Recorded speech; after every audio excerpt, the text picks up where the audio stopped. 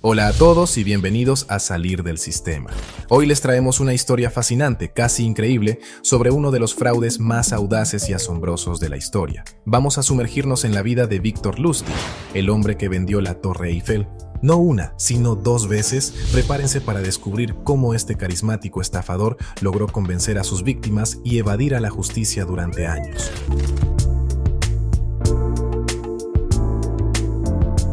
Imagina París en la década de 1920. La ciudad aún se está recuperando de la Primera Guerra Mundial y la Torre Eiffel, aunque icónica, es vista por algunos como una carga financiera. Aquí entra nuestro protagonista, Victor Lustig, un hombre con un talento especial para el engaño y una historia de vida tan colorida como sus crímenes.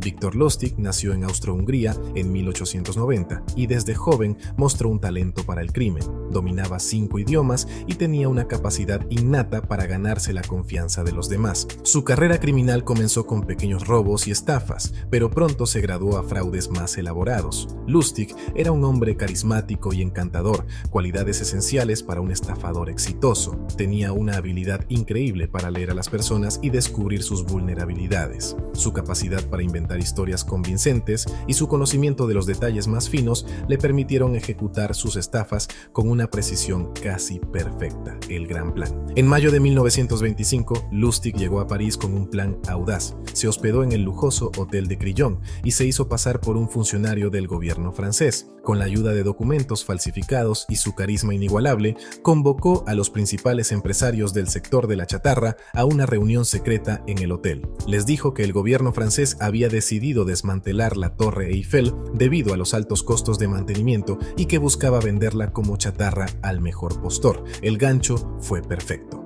Los empresarios, entre ellos André Poisson, un hombre ansioso por hacerse un nombre en el mundo de los negocios, se tragaron la historia. Poisson pagó una suma considerable para asegurar la compra de la Torre Eiffel. Sin embargo, cuando se dio cuenta de que había sido engañado, decidió no denunciar a Lustig para evitar la vergüenza pública. Lustig no solo vendió la Torre Eiffel una vez, sino que volvió a intentarlo poco tiempo después.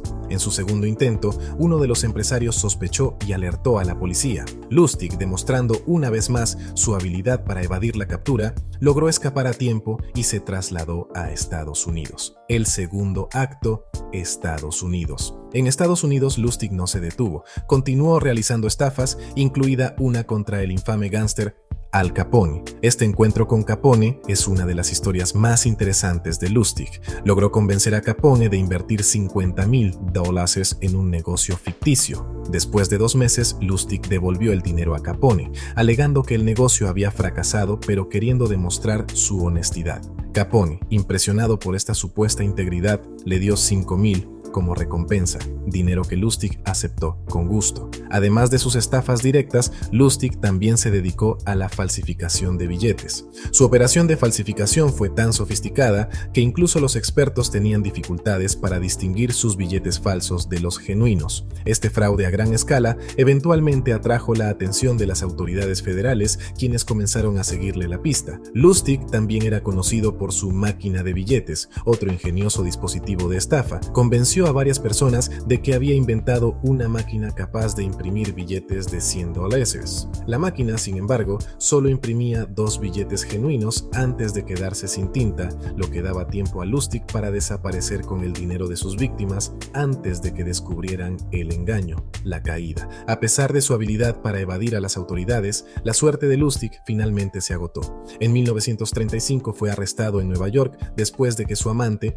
molesta porque él la había engañado, lo delató a las autoridades. Fue acusado de falsificación y condenado a 20 años de prisión en Alcatraz, una de las prisiones más infames de la época. La caída de Lustig no fue rápida ni simple. Las autoridades estadounidenses llevaban años tras su pista, recopilando pruebas de sus numerosas estafas y fraudes. Lustig había logrado mantenerse un paso adelante gracias a su astucia y capacidad para cambiar de identidad con facilidad. Sin embargo, su operación de falsificación de billetes fue lo que finalmente fraude lo llevó a su ruina. Lustig se había asociado con Thomas Shaw, un químico talentoso que le ayudaba a producir billetes falsos casi perfectos. Juntos inundaron el mercado con estos billetes, lo que atrajo la atención del Servicio Secreto de los Estados Unidos. La presión sobre Lustig aumentaba y en 1935 una traición desde dentro de su círculo cercano selló su destino. La amante de Lustig, que se sintió traicionada y engañada por él, decidió vengarse delatándolo a las autoridades. Proporcionó detalles cruciales sobre su paradero y operaciones, lo que permitió a los agentes del servicio secreto organizar una redada. Lustig fue arrestado en Nueva York, donde se encontraron pruebas irrefutables